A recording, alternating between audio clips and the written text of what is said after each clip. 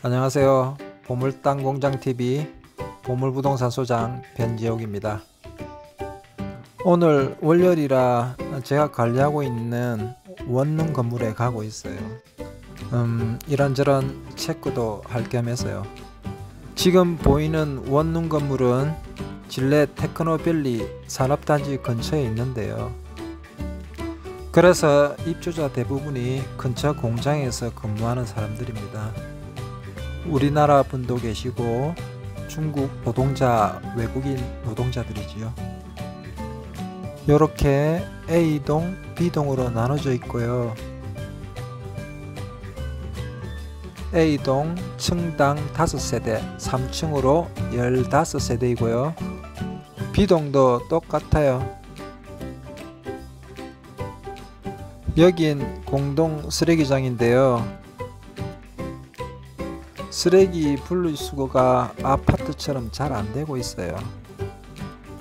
그래서 여기로 쓰레기 분리수거장을 만들려고 준비 중입니다. 이렇게 동영상을 찍은 김에 원룸 건물에 대한 이야기를 좀 해보려고 해요.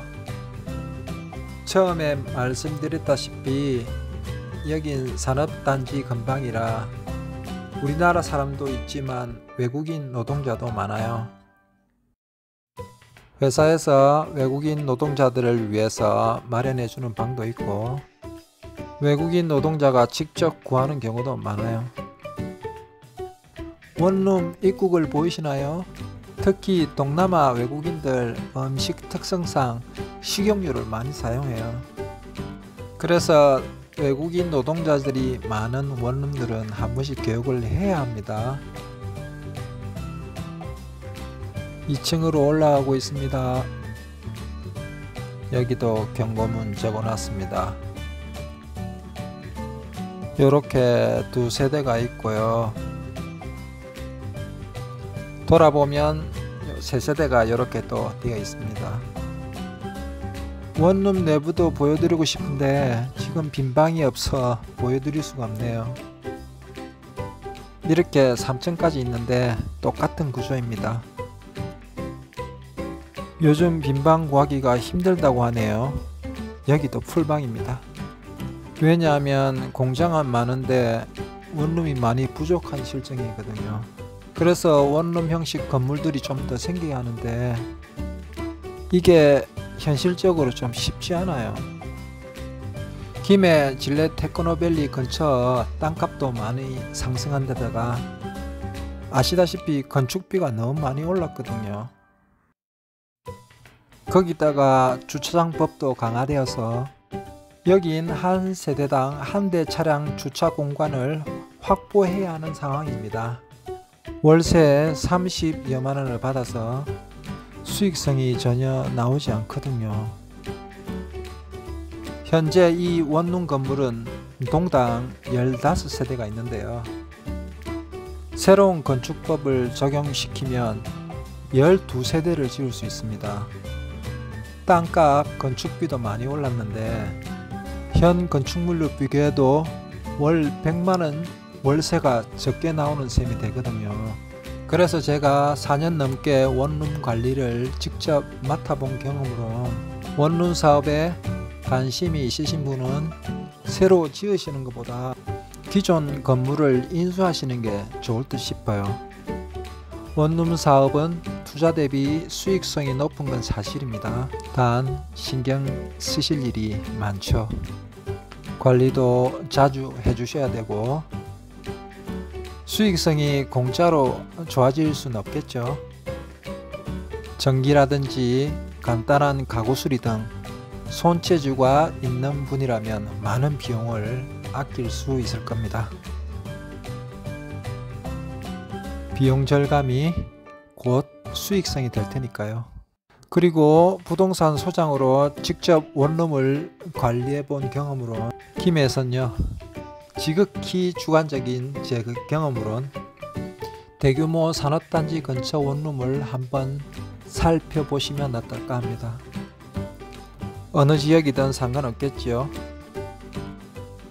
산업단지 내 근로자들을 상대로 하는 원룸 사업은 꾸준히 수요가 있을 거라 예상합니다. 외국인 노동자들도 포함했어요. 외국인 노동자들을 꺼려 하시는 분도 계십니다. 왜냐하면 사실 관리가 힘들어요. 제 경험상으로는요.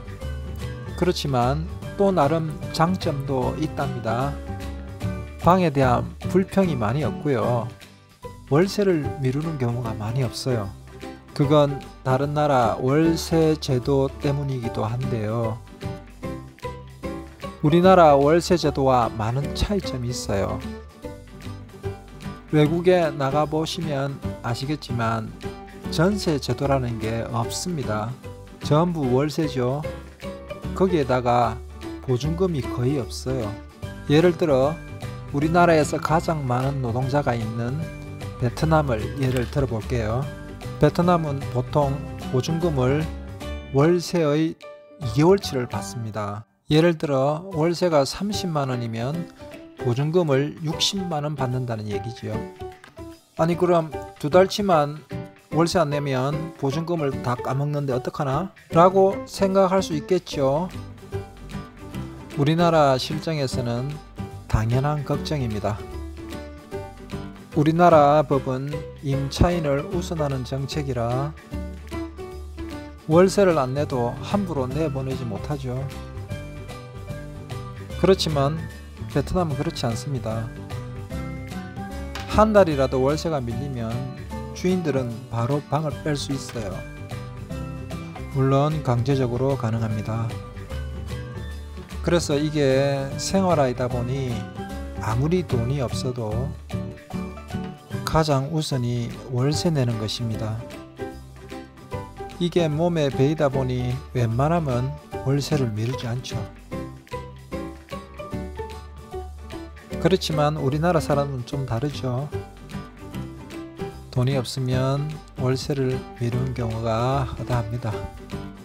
제가 아는 바로는 다른 나라도 별반 다르지 않는 걸로 알고 있어요.